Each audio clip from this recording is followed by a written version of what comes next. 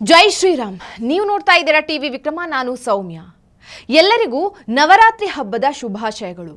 ನೀವಿನ್ನೂ TV ವಿಕ್ರಮವನ್ನು subscribe ಮಾಡದೇ ಇದ್ರೆ ಈ ಕೂಡಲೇ ಸಬ್ಸ್ಕ್ರೈಬ್ ಮಾಡಿ, ಬೆಲ್ ಬಟನ್ ಕ್ಲಿಕ್ ಮಾಡೋದನ್ನು ಖಂಡಿತ ಮರಿಬೇಡಿ.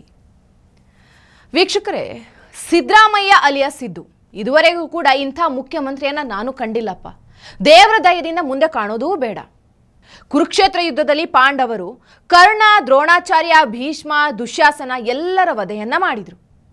ಎಲ್ಲರ ಸಾವನ್ನು ಕೂಡ ದುರ್ಯೋಧನ ಕಂಡಿದ್ದ. ಆದರೂ ಕೂಡ ಅವನಲ್ಲಿದ್ದ ಅಹಂಕಾರ ಇದೆಯಲ್ವಾ, ಅದು ಮಾತ್ರ ಎಳ್ಳಷ್ಟು ಕಡಿಮೆ ಆಗಿರಲಿಲ್ಲ. ಮತ್ತೆ ನಾನು ಸಿದ್ದರಾಮಯ್ಯವರನ್ನ ದುರ್ಯೋಧನನಿಗೆ ಹೋಲಿಕೆ ಮಾಡಿದೆ ಅಂತ ಮಾತ್ರ ಅನ್ಕೊಳ್ಬೇಡಿ. ಅಕಸ್ಮಾತ್ ನೀವೇ ಹೋಲಿಕೆ ಮಾಡಿಕೊಂಡ್ರೆ ನಂಗಂತೂ ಖಂಡಿತ ಬೇಜಾರಿಲ್ಲ, ಅದು ನಿಮಗೆ ಬಿಟ್ಟಿದ್ದು. ನಾನ್ಯಾಕೆ ದುರ್ಯೋಧನನ ಅಹಂಕಾರವನ್ನು ನೆನಪು ಮಾಡಿಕೊಂಡೆ ಅಂದರೆ, CM ಸಿದ್ದರಾಮಯ್ಯನವರು ಕೂಡ ಹಾಗೆ, ಈ ಭಂಡ ಅಂತಾರಲ್ವಾ ಹಾಗೆ. ಈ ಪದ ತುಂಬ ಹಾರ್ಷ್ ಅನಿಸಿದ್ರೆ ದಯವಿಟ್ಟು ಅಭಿಮಾನಿಗಳು ಹೊಟ್ಟೆಗೆ ಹಾಕೊಂಡ್ಬಿಡಿ. ಅವತ್ತು ದುರ್ಯೋಧನನಿಗೆ ಗದಾಯುದ್ಧಕ್ಕೂ ಮುನ್ನವೇ ಅರಿವಿತ್ತು, ತನಗೆ ಉಳಿಗಾಲ ಅಂತೂ ಇಲ್ಲ ಅಂತ. ಹಾಗೆ ಸಿದ್ದರಾಮಯ್ಯನವರಿಗೂ ಗೊತ್ತಿದೆ, ಸೈಟ್ ನುಂಗಿದ್ದು ಜೀರ್ಣ ಅಂತೂ ಆಗಲ್ಲ, ಹೊರಗೆ ಕಕ್ಕಲೇಬೇಕು ಅಂತ. ದುರ್ಯೋಧನ ತನ್ನ ಕಣ್ಣೆದುರಲ್ಲೇ ಕರ್ಣ, ದ್ರೋಣ, ಭೀಷ್ಮ, ದುಶ್ಯಾಸನರ ಅಂತ್ಯ ಕಂಡಿದ್ದ. ಹಾಗೆ ಸಿದ್ದರಾಮಯ್ಯನವರು ಕೂಡ ಕೇಜ್ರಿವಾಲ್, ಹೇಮಂತ್ ಸೊರೇನ್ ಎಲ್ಲರ ಕತೆ ಏನಾಗಿದೆ ಅಂತ ಕಂಡಿದ್ದಾರೆ. ಮುಂದೆ ತನಗೆ ಏನಾಗಲಿದೆ ಅನ್ನೋದು ಕೂಡ ಗೊತ್ತಿದೆ. ಆದರೂ ಸೇಮ್ ದುರ್ಯೋಧನನಿಗೆ ಎಷ್ಟು ಅಹಂಕಾರ ಇತ್ತು ಅಷ್ಟೇ ಅಹಂಕಾರ ಸಿದ್ದರಾಮಯ್ಯನವರಿಗೂ ಇದೆ. ಮತ್ತೆ ನಾನು ಆ ಹಳೆಯ ಕೇಸ್ ಬಗ್ಗೆ ಮಾತಾಡೋದಕ್ಕೆ ಹೋಗೋದಿಲ್ಲ. ಕಳ್ಳ ಕದ್ದು ದುಡ್ಡು ವಾಪಸ್ ಕೊಟ್ಟಂಗೆ ಅದೇನೋ ಸೈಟ್ ವಾಪಸ್ ಕೊಟ್ಟು ಏನೇನೋ ಯೂಟರ್ನೆಲ್ಲ ಹೊಡಿತಿದ್ದಾರೆ. ಬಿಡಿ, ಅದನ್ನ ಅವರೇ ಹಲ್ಲು ಕಿತ್ತು ಮೂಲೆಗೆ ಸೇರಿಸಿದ ಲೋಕಾಯುಕ್ತರು ನೋಡ್ಕೊಳ್ತಾರೆ. ಇನ್ನೊಂದು ಮಜಾ ನೋಡಿ, ಪಾಪದ ಕೊಡ ತುಂಬಿಕೊಂಡಾಗ ಏನೆಲ್ಲ ಆಗುತ್ತೆ ಅನ್ನೋದಕ್ಕೆ ಇದೇ ಸಾಕ್ಷಿ.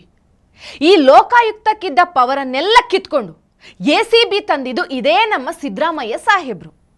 ಅವರ ಗ್ರಹಚಾರಕ್ಕೆ ಇವತ್ತು ಅದೇ ಲೋಕಾಯುಕ್ತಕ್ಕೆ ಫುಲ್ ಪವರ್ ಬಂದು ಸಿದ್ದರಾಮಯ್ಯನವರ ಕೇಸಿನ ತನಿಖೆ ನಡೆಸ್ತಾ ಇದೆ.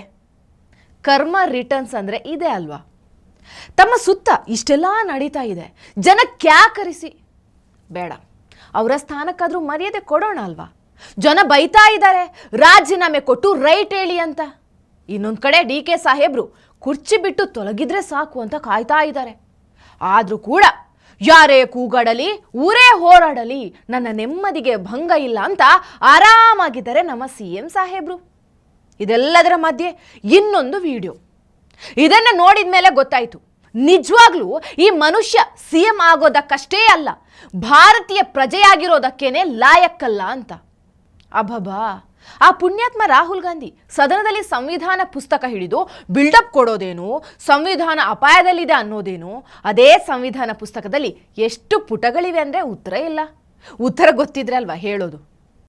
भाई और बहनों, लड़ाई इसकी है, ये संविधान जो है ये अंबेडकर जी की देन है, महात्मा गांधी जी की देन है, और इसी के लिए कांग्रेस पार्टी लड़ी थी. कांग्रेस के हजारों कार्यकर्ता इसके लिए मरे हैं. और आज यही सवाल है. सवाल यह है, बीजेपी इसको खत्म करना चाहता है. जो भी वो करते हैं इसको कमजोर करने के लिए करते हैं.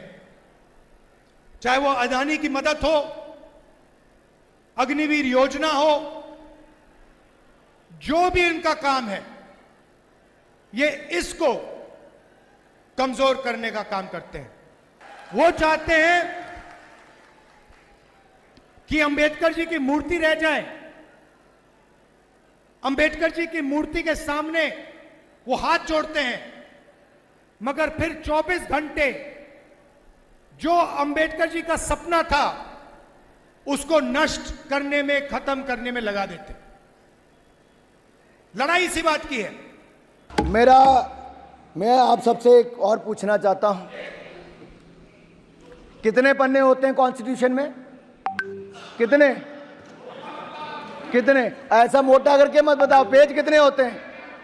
हाँ, रोज लेके घूमते थे, कभी खोल के पढ़ो तो सही. अरे पढ़ते हो नहीं, लहराते फिरते हो. निकालो जेब से देखो. अरे निकालो जेब से देखो. नकल ही मार लो. बताओ कितने पन्ने होते हैं? अरे बड़ा संविधान संविधान संविधान करते थे, पहले संविधान बनाने वाले को उनको प्रताड़ित करते हैं, अब संविधान दिखाते पढ़ते नहीं है। ಇಂಥ ಪಕ್ಷದ ಮುಖ್ಯಮಂತ್ರಿಯಿಂದ ಇನ್ನೇನು ಎಕ್ಸ್ಪೆಕ್ಟ್ ಮಾಡಬಹುದು? ಅದೇ ದೇಶಕ್ಕೆ ಅಗೌರವ ತರುವಂತಹ ಕೆಲಸವನ್ನೇ ಅದನ್ನೇ ಸಿದ್ದರಾಮಯ್ಯನವರು ಮಾಡ್ತಾರೆ. ಪ್ರತಿ ಭಾರತೀಯನಿಗೂ ಇರಬೇಕಾದಂತಹ ಮಿನಿಮಮ್ ಕಾಮನ್ ಸೆನ್ಸ್ ಇದು. ಈ ದೇಶದ ಕಾನೂನು, ಸಂವಿಧಾನ, ರಾಷ್ಟ್ರಧ್ವಜ, ರಾಷ್ಟ್ರಗೀತೆ, ನಾಡಗೀತೆಗಳನ್ನು ಗೌರವಿಸೋದು. ಆದರೆ ಇಲ್ಲಿ ಸಿದ್ದರಾಮಯ್ಯನವರ ಕಾಲ ಬುಡದಲ್ಲಿ ರಾಷ್ಟ್ರಧ್ವಜ ಇದೆ. ಗುಲಾಮಗಿರಿ ಅನ್ನೋದು ಕಾಂಗ್ರೆಸ್ ಪಕ್ಷದಲ್ಲಿ ಇವತ್ತು ನಿನ್ನೆಯಿಂದ ಏನು ನೋಡ್ತಿಲ್ಲ. ಕಾರ್ಯಕರ್ತರನ್ನ ಅವರು ಶೂ ಬಿಚ್ಚೋದಕ್ಕೆ, ಶೂಲೇಸ್ ಹಾಕೋದಕ್ಕೆ, ಮನೆ ಕೆಲಸಕ್ಕೆ ಬಳಸ್ಕೊಳ್ಳೋದು ಮಾಮೂಲು. ಆದರೆ ಇಲ್ಲಿ ಸಿದ್ದರಾಮಯ್ಯನವರ ಶೂಲೇಸ್ ಕಟ್ಟುವ ಕಾರ್ಯಕರ್ತನ ಕೈಯಲ್ಲಿ ರಾಷ್ಟ್ರಧ್ವಜ ಇದೆ. ಮಾತೆತ್ತಿದ್ರೆ ದೇಶ, ಸಂವಿಧಾನ, ಕಾನೂನು ಅಂತ ಹೇಳೋ ವಕೀಲ ಸಿದ್ದರಾಮಯ್ಯನವರೇ ಕಾನೂನಿನಲ್ಲಿ ರಾಷ್ಟ್ರಧ್ವಜಕ್ಕೆ ಅವಮಾನ ಮಾಡಿದ್ರೆ ಏನ್ ಶಿಕ್ಷೆ ಅನ್ನೋದು ಗೊತ್ತಿದೆಯಾ? ಓದಿ ತುಂಬಾ ದಿನ ಆಗಿದ್ರೆ ನಾನು ನೆನಪು ಮಾಡ್ತೀನಿ. ಈ ದೇಶದ ಕಾನೂನಿನ ಪ್ರಕಾರ ರಾಷ್ಟ್ರಗೀತೆ ಮತ್ತು ರಾಷ್ಟ್ರಧ್ವಜಕ್ಕೆ ಅವಹೇಳನ ಮಾಡಿದ್ರೆ ಭಾರತ ಸರ್ಕಾರ the prevention of insult to national honour act 1971 ಕಾಯ್ದೆ ಪ್ರಕಾರ 3 ವರ್ಷಗಳ ಜೈಲು ಶಿಕ್ಷೆ ವಿಧಿಸಲಾಗುವುದು. ಜೊತೆಗೆ ದಂಡ ಕೂಡ ಇರುತ್ತೆ. ಈಗ ಹಾಗಾದ್ರೆ ರಾಷ್ಟ್ರಧ್ವಜಕ್ಕೆ ಅವಮಾನ ಮಾಡಿರೋ ಸಿದ್ದರಾಮಯ್ಯನವರ ಮೇಲೆ ಪೊಲೀಸರು the prevention of insult to national honour act 1971 ಕಾಯ್ದೆ ಪ್ರಕಾರ ಕೇಸ್ ದಾಖಲಿಸಿಕೊಳ್ತಾರಾ? ಹೋಮ್ ಮಿನಿಸ್ಟರ್ ಪರಮೇಶ್ವರ್ ಅವರೇ ಉತ್ತರ ಕೊಡಬೇಕಾಗಿದೆ. ಅಯ್ಯೋ, ನಾವು ಇದನ್ನೆಲ್ಲ ಎಕ್ಸ್ಪೆಕ್ಟ್ ಮಾಡೋದೇ ಮೂರ್ಖತನ. ಮುಡಾ ಕೇಸ್ ಬಗ್ಗೆ ಹೇಳಿದ್ರೇನೆ ಈ ದೇಶದ ಕಾನೂನಿಗಿಂತ ಆತ್ಮಸಾಕ್ಷಿ ಮುಖ್ಯ ಅನ್ನೋರು ಇನ್ನು ಇದಕ್ಕೆ ಸಬೂಬು ಕೊಡದೇ ಇರ್ತಾರಾ? ಮಹಾತ್ಮ ಗಾಂಧೀಜಿಯವರು ಇನ್ನೊಂದು ಮಾತನ್ನ ಹೇಳಿದರು, ನಮ್ಮ ಎಲ್ಲ ನ್ಯಾಯಾಲಯಗಳ ಮೇಲೆ ಒಂದು ಅತ್ಯುನ್ನತವಾದಂಥ ನ್ಯಾಯಾಲಯ ಇದೆ, ಅತ್ಯುನ್ನತವಾದಂಥ ನ್ಯಾಯಾಲಯ ಇದೆ. ಅದೇ ಆತ್ಮಸಾಕ್ಷಿಯ ನ್ಯಾಯಾಲಯ.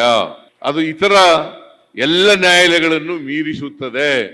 ಅದರಿಂದ ನಾವೆಲ್ಲರೂ ಕೂಡ ಆತ್ಮಸಾಕ್ಷಿಗೆ ಅನುಗುಣವಾಗಿ ನಡ್ಕೊಳ್ತಕ್ಕಂಥ ಪ್ರಯತ್ನವನ್ನ ಮಾಡಬೇಕು.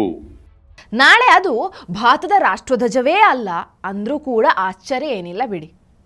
ಕೊನೆಯದಾಗಿ ನನಗೊಂದು ಗಾದೆ ಮಾತು ನೆನಪಾಯಿತು, ಮೂರೂ ಬಿಟ್ಟವರು ಊರಿಗೆ ದೊಡ್ಡವರು. ಏನಂತೀರಾ? ಟಿವಿ ವಿಕ್ರಮ, ದೇಶ ನಿಮ್ಮ ಕೈಯಲ್ಲಿ. ಈ ಕಾರ್ಯಕ್ರಮ ನಿಮಗೆ ಇಷ್ಟ ಆಗಿದ್ದಲ್ಲಿ ಲೈಕ್, ಶೇರ್ ಹಾಗೂ ಕಮೆಂಟ್ ಮಾಡಿ. ಟಿವಿ ವಿಕ್ರಮದ ಕಾರ್ಯಕ್ರಮಗಳನ್ನು ನಿರಂತರವಾಗಿ ವೀಕ್ಷಿಸಲು ಸಬ್ಸ್ಕ್ರೈಬ್ ಮಾಡಿ, ಬೆಲ್ ಐಕನ್ ಒತ್ತಿ.